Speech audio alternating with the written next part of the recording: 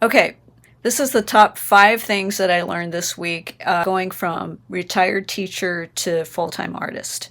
So, the first thing that I learned this week is that it's going to be more important for me to be consistent than looking good. So, what I mean by that is every week, just by making a video, just by posting, just by doing, I'm going to learn a lot and I'll have a lot more to share. And that is what's going to improve the quality of my work. So this week I had to learn how to use Adobe Premiere for editing videos. I had to learn email marketing. I learned how to create a podcast on Spotify. And I learned how to publish a blog a little bit quicker. So many things. But just by doing these things, I learned so much. And I'm realizing that by just doing these things consistently every week, things will just get better and better and it will improve in time. So being consistent is going to just be better than trying to look good or perfect.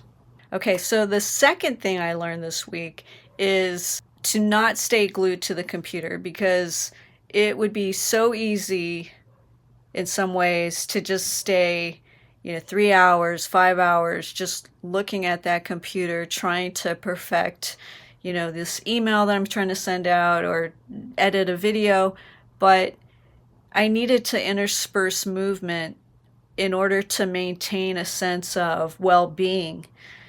Your eyes need to exercise. For instance, don't just stare at one plane of vision. Move those eyeballs across the room. Look at things that are close up. Look at things that are far away. Get up. Go get a cup of tea. Go drink water. Move around. What I did for this week was just declutter and clean. And I found that that was a great way to exercise. There is no shame with cleaning your own space. There's a certain joy of having a really nice space that you maintain, and it actually is great for exercise. You get to know your space and you find a lot of treasures. So moving around, you can dance in your room. You don't even have to go to the gym, or you don't have to leave the house. You can just move around. But just what I learned is not to stay glued to my computer. And I'm happy about that. Okay. So lesson number 3 is that resourcefulness is more powerful than having more. At least that's the thing I learned this week, is that you don't have to have everything. You don't have to have the perfect camera. You don't have to have the perfect tripod. But if you're resourceful, if you're creative, you can find ways to make things work. So I'm learning just how to use my phone to record my videos, and I'm learning that, I can grab that old tripod that I had. When I decluttered, I found all this equipment. I found some cute clothes. I found all kinds of things that were sort of hidden underneath other things. So by being resourceful, you realize just how much you have in life. And you realize you don't have to go get the next best thing. Not that that's so bad, but when you learn to live lean and you learn to live creatively, it actually enhances your life. So that was a really nice takeaway for this week.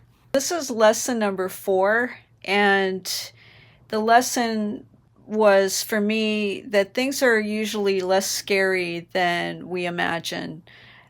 I spent a lot of time learning Adobe Premiere this first week, and I always had a fear of Adobe Premiere. I don't know what it was. It just seemed so daunting. I was like, oh my gosh, that thing looks like, how am I ever going to learn it?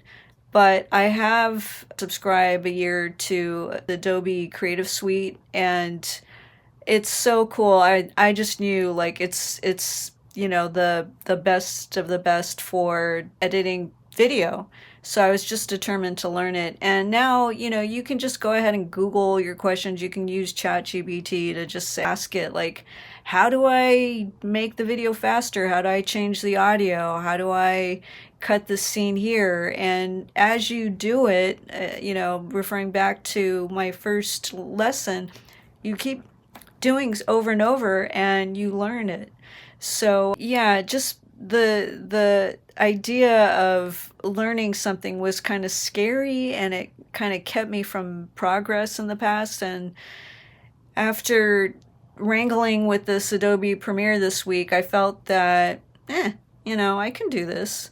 And so it was much less scary now that I've actually tackled it. So, if there's something that you're afraid of, not to say, sometimes fear keeps us from things, and protects us, but if there's a fear that's standing in your way, standing in the way of your progress, then maybe take a look at it and maybe challenge yourself to break through and do something that will enhance your life. Okay, and dun dun dun dun, here's lesson number 5. So, lesson 5 is anxiety doesn't necessarily mean stop.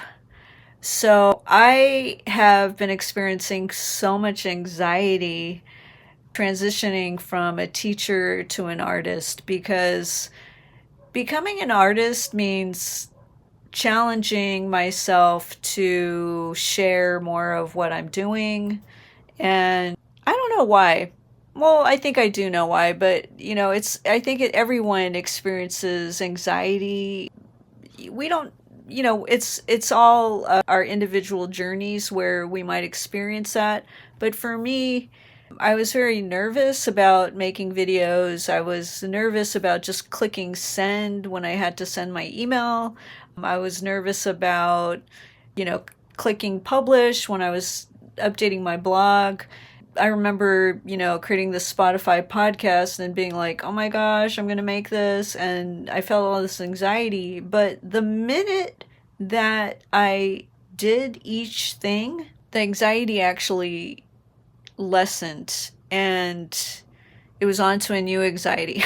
So anxiety can sometimes be a part of the growing process, and it doesn't necessarily mean that you should stop something that you really want to pursue or something that you really want to do. I think it's important to take a look at the anxiety. Of course, sometimes we're feeling anxiety because something's just off and something's wrong, and you do need to stop. But what I learned this week is that anxiety doesn't always mean stop necessarily. I think it's important to process the anxiety individually and see what it is meaning for us. In my case, it meant that I was just nervous because I was learning something new and I didn't know what the result of that thing that I was doing was going to be. And so I was very anxious about it. So it wasn't necessarily a bad thing. I think in the past, when I would feel anxiety, I would immediately stop what I was doing because it just felt so uncomfortable. But what I learned this week is that this particular anxiety wasn't a bad thing. It was just accompanying the fact that I was learning something new.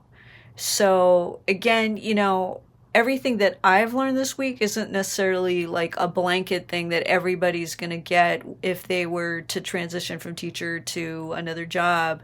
But I hope that some of the things that I learned might give you some insight into, what it's like for one person to go through a transition, and, in terms of career, and maybe might be beneficial to you. So I look forward to seeing you in the next video.